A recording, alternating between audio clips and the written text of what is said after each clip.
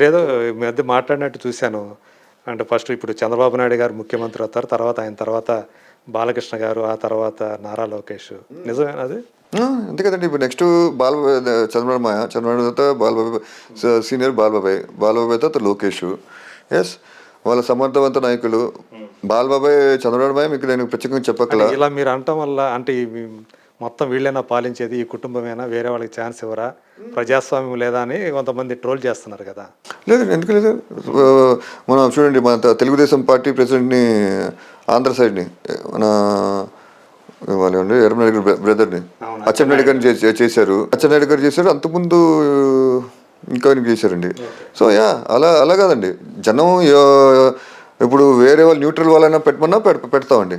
అదనేది జనం ఎవరిని కోరుకుంటే, ఇప్పుడు ఫ్యామిలీ కాకుండా ఇంకా ఇంకో వ్యక్తి, ఎస్ అతను జనం బలం ఉంటే తప్పకుండా తెలుగుదేశం పార్టీ లోకేష్, బాలబాబు కాకపోయినా న్యూట్రల్ వ్యక్తి దగ్గర ఆలోచిస్తారు. చంద్రబాబు, బాలబాబు, లోకేష్. అంటే బాలయ్య బాబు గారు కూడా ఆ ఆలోచన ఉందా, ఆసక్తి ఉందా, సీఎం కావాలన్న ఆసక్తి ఏమైనా ఉందా? అంటే పార్టీ కోసం, ప్రజల కోసం ఆయనకి చేయాలి ఉందండి. అంటే ఎస్, కష్టాలు ఉంటే తప్పకుండా నేను చేస్తాను, నేను పార్టీకి అవసరం ఉంటే తప్పకుండా చేస్తానని అది ఆయనకు ఉంది. అది ఆయనకి ప్లస్ ఆయనకి అవగాహన చాలా ఉంది ప్రజల సమస్య మీద.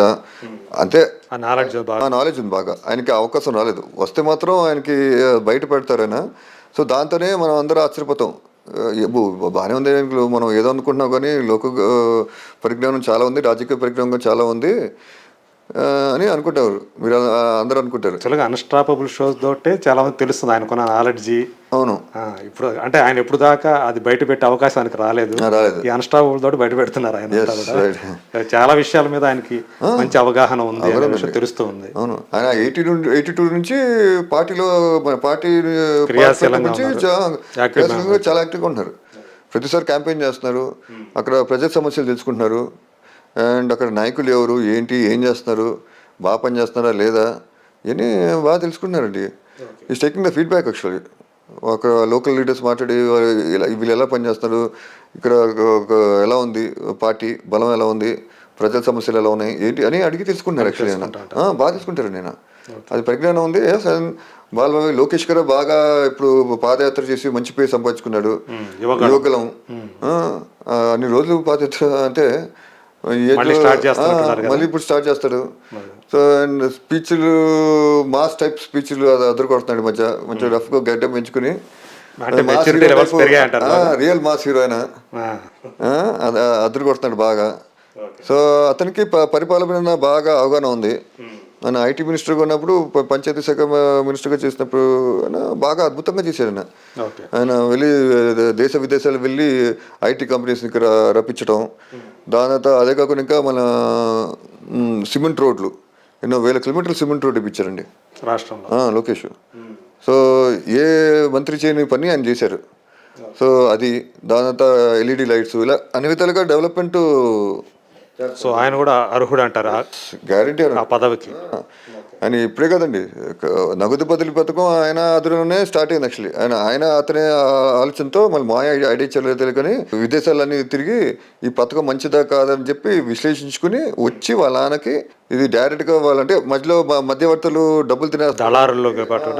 సో వాళ్ళకి డైరెక్ట్ కాలర్స్ అంటే ప్రజలు నష్టపోరు, గవర్నమెంట్ నష్టపోదు, డైరెక్ట్గా వాళ్ళకే లాభం చేకూరుతుందని చెప్పి ఆ నగదు బదిలీ పథకం మాయకి చెప్పడం జరిగింది. దాంతో ఆ పథకం తీసుకొచ్చారు. సో అలా ఆయనకి డెడికేషన్ ఉందండి. తండ్రి తరహాలో ఆయన కూడా ఒక విజన్ ఉంది, విజన్ ఉంది. లేకపోతే ఎందుకంటే హ్యాపీగా కూర్చోవచ్చు, హెడ్ చూసుకోవచ్చు, చక్కగా మన మదర్ ఉంది, సపోర్ట్ చేస్తారు. ఎందుకు పాలిటిక్స్? అంతకుముందు ఎప్పుడు భువనేశ్వర్ గారు కూడా ఇట్లా ఆమె కూడా ఈ మధ్య కాలంలో బయటకు వచ్చి అంటే భర్త కష్టాలు ఉన్నప్పుడు ఒక భార్య బయటకు రావాలండి. సో తన కర్తవ్యం నిర్వహించడానికి నా భర్తకి అన్యాయం జరిగింది, నేను బయటకు రావాలని చెప్పి ఉద్దేశంతో ఇంకా తప్పని పరిస్థితిలో రావాల్సి వచ్చింది. సో ఆయన నిజానికి చంద్రబాబు నాయుడు గారు జైల్లో ఉన్న ఈ 52 రోజుల్లో మీ కుటుంబం అంతా ఎలా, అంటే దాన్ని ఎలా తీసుకుంది అసలు? అంటే మీరు ఇబ్బందులు పడ్డారా? మీకు అందరూ అంటే మీ అందరూ కూడా మీ కుటుంబం అంతా కలవటానికి అదేమైనా దోహదం చేసిందా? అంటే ఒకరికొకరు మోరల్ సపోర్ట్ చేసుకోవడానికి, నిలబడటానికి. అవునండి, అంటే కుటుంబం మామూలుగా సుఖం మన సంతోషంగా ఉన్నప్పుడు మేము జనరల్గా కలుస్తూ ఉంటాండి. ఈ ఫెస్టివల్స్ అప్పుడు ముఖ్యంగా దీపావళి అప్పుడు కలుస్తూ ఉంటాం. చక్కగా ఫోన్లో మాట్లాడుతాం. మనం సుఖంలో ఉన్నప్పుడు కాదు, కష్టంలో ఉన్నప్పుడు కలిసిమెలిసి ఉండాలన్నప్పుడు దిస్ ఫస్ట్ బాగా పెద్ద క్రైసిస్ అండి మనకి. ఓకే. అప్పుడు నా లక్ష్మీ పార్టీ అప్పుడు వచ్చింది. తర్వాత పెద్ద క్రైసిస్ అంటే ఇదే అండి. తీసుకెళ్ళి మా ఆయన జైల్లో పడేయటం అనేది అందరు షాక్ అయ్యారు. అసలు అందరూ అప్సెట్ అయిపోయారు, డిసప్పాయింట్ ఫ్యామిలీ అయిపోయారు. మెంబర్స్ అంతా. అంతే కదండి. అసలు మనకి అంటే ఎప్పుడు అలవాట్లేదండి మాకు ఈ అరెస్టులు, ఈ క్రిమినల్ పాలిటిక్స్, హత్యలు చేపించడం, మర్డర్లు చేపించడం, బాంబులు, ఇవన్నీ జైలు, కోర్టులు, మా ఫ్యామిలీకి అది అలవాట్లేదండి. మీరు చూస్తుంటే నారా నందమూరి ఫ్యామిలీ కూడా అసలు ఎప్పుడు ఇలాంటి పనులు చేయము. ఆ వాతావరణం అలవాట్లేదు. ఓకే. అది క్రిమినల్ ఫ్యామిలీకి అలవాటు. జైలుకి వెళ్ళటం, రావటం, బెయిల్ మీద రావటం, ఇవన్నీ అలవాటు. మాకు అలవాట్లేదు. సో ఇవన్నీ చూసి ఏంటి మా ఏంటి జైల్లో ఉంటాం ఏంటి, అసలు ఏం నేరం చేస్తే ఓకే అండి. ఎస్, కరప్షన్ చేస్తే తీసుకెళ్ళి టీఆర్లో జైలు పడండి, ఇక్కడ కాదు. టీఆర్లో జైలు పడినా ఎవరే అనుకోరు. కానీ ఏ నేరం చేయని చంద్రబాబు నాయుడు మాయ అలా ఈ విధంగా అక్రమంగా అరెస్ట్ చేసి ఇలా అన్యాయంగా జైలు పడేయటం అనేది ఎవరు జీర్ణించుకోలేపారు. సో బట్ ఏం చేస్తామంటే మేము ధైర్యంగా ఉన్నాం. రాజమండ్రికి వెళ్ళాము. నేనే వెళ్ళాను రాజమండ్రికి, మా వైఫ్ తీసుకుని. విజయవాడకి వెళ్ళాను ఫస్ట్ టైం అరెస్ట్ అయినప్పుడు. అరెస్ట్ అయిన రోజునే 9th. ఆ రోజున ఈవినింగే కార్ వేసుకుని విజయవాడకి వెళ్ళిపోయాను నేను. ఆ రోజున లేట్ 10:30 అయిపోయింది వెళ్ళేసరికి. నెక్స్ట్ డే మార్నింగ్ అక్కడే ఉన్నాను. బెయిల్ వస్తుంది అనుకున్నా, రాలేదు. మళ్ళీ ఒక 10 రోజుల తర్వాత మళ్ళీ నేను రాజమండ్రికి వెళ్ళాను. తర్వాత అక్కడ 4 రోజులు ఉన్నాను. మళ్ళీ తర్వాత బెయిల్ వచ్చింది, అప్పుడు వచ్చాము. సో ఆ కష్టకాలంలో ఫ్యామిలీ అందరూ వచ్చి సపోర్ట్గా ఉన్నారండి. మేమంతా ఉన్నాం. నేను కూడా చెప్పాను మా అత్తకి, భువనేశ్వరికి, మేమంతా ఉన్నాం అత్త, అండగా ఉన్నాం. ఏమైనా అవసరం ఉంటే నాకు చెప్పండి, నేను ముందుకు వస్తాను అత్త అని చెప్పడం జరిగింది. బ్రహ్మణికి చెప్పడం జరిగింది.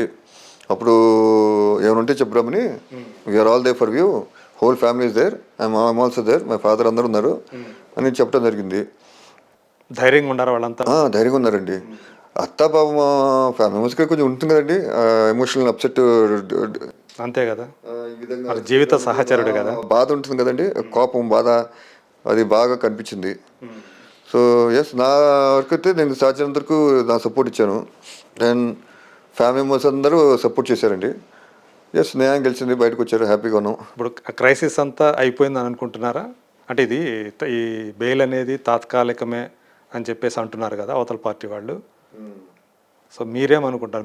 మీకున్న నమ్మకం ఏంటి? ఆయన మళ్ళీ జైలుకి వెళ్ళరు అంటే మళ్ళీ ఆ బెయిల్ పీరియడ్ అయిపోయిన తర్వాత మళ్ళీ ఆయన జైలుకి వెళ్ళే అవకాశం ఉంది, ఇట్లాంటిది ఏదన్నా ఉండదు అని చెప్పేసి మీరు అనుకుంటారు? అంటే న్యాయం అండి, అది జడ్జి చేతిలో ఉంది.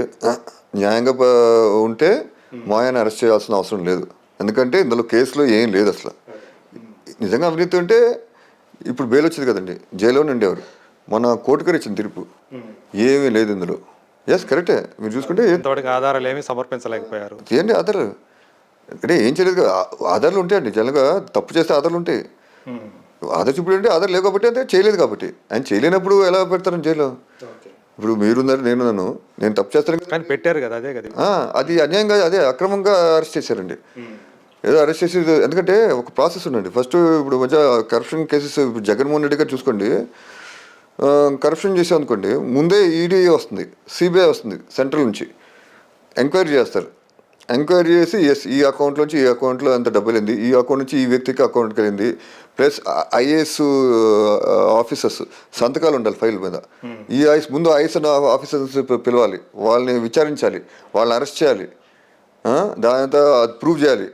ఆ జరిగేది వాళ్ళ ద్వారా. బ్యాంక్ స్టేట్మెంట్స్ ఉంటాయి, బ్యాంక్ స్టేట్మెంట్స్ బయట పెట్టాలి. ఇవన్నీ చాలా ఉంటాయి.